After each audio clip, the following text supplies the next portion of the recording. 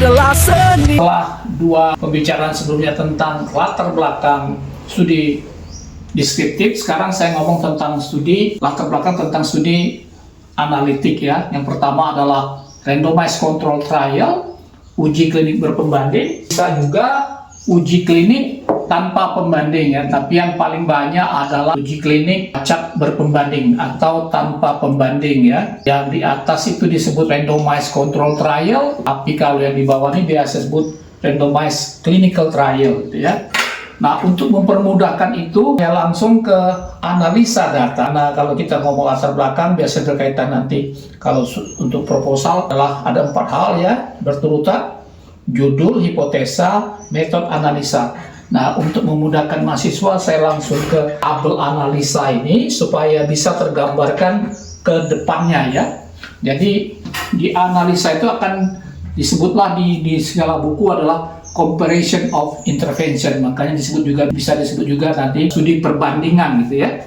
Jadi biasanya dua kelompok, treated dan control ya. Treated ini obat yang akan kita teliti, control ini obat pembandingnya. Kontrol ada dua, positif dan negatif. Positif adalah drug of choice, negatif adalah placebo. Jadi variabelnya jadi misalnya pengobatan tekanan darah atau hipertensi dan LPH misalnya ya.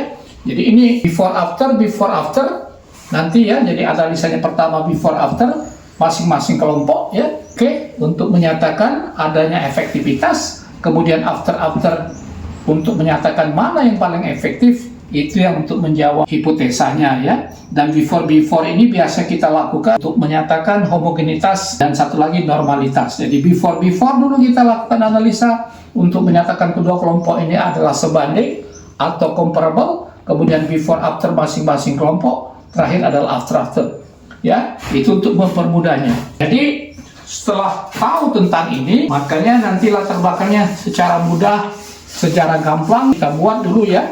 Jadi ini saya memperbandingkan dua obat hipertensi misalnya ya tadi. Jadi latar belakangnya adalah latar belakang jadi seperti yang studi studi deskriptif. Yang pertama adalah kita sebut dulu yang kita maksudkan hipertensi di dalam penelitian kita ini apa.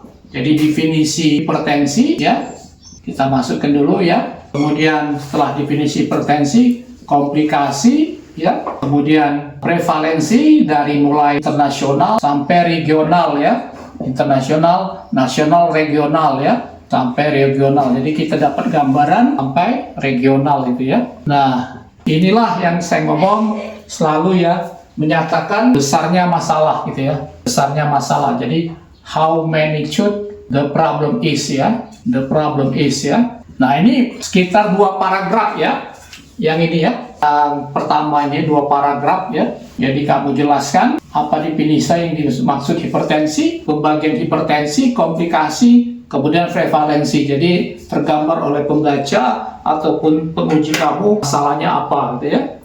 Yang kedua nanti paragraf ketiga baru kita ngomong yang obat yang dipakai ya, drug of choice ya, pembandingnya drug of choice. Misalnya kita drug of choice yang dipakai, misalnya saya membandingkan terazolin dan tamsulozin, yang mana menjadi drug of choice untuk BPH,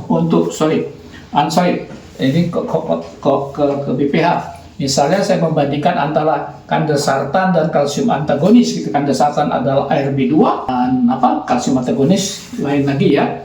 Nah, misalnya membandingkan itu untuk hipertensi dipakai apa? Misalnya ARB2 gitu ya, drug of choice-nya gitu ya.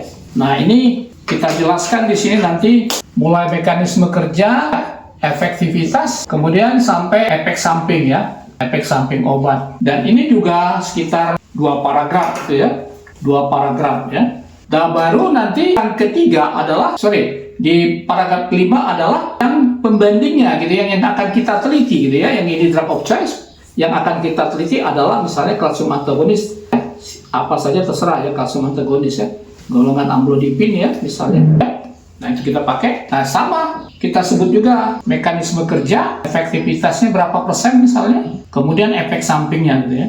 Jadi ini 2 paragraf juga ya. Baru nanti yang terakhir adalah paragraf ke-7 gitu ya.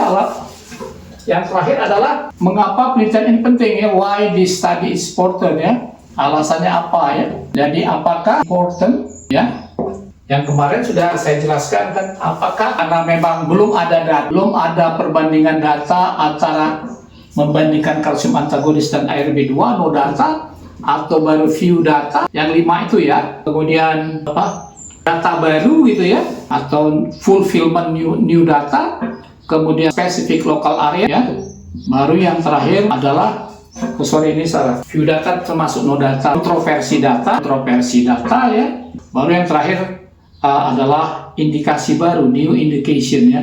Tapi kebanyakan kalau yang begini membandingkan obat yang sudah masuk pasaran biasanya karena no data atau kontroversi ya. Jadi itu dulu mungkin ya, mudah-mudahan jelas ya kalau kita menyatakan latar belakang daripada randomized control trial. Itu kalau yang berpembanding. Tapi kalau yang tidak berpembanding ya cukup saja satu saja gitu ya. Ya kita yang kita jelaskan ya.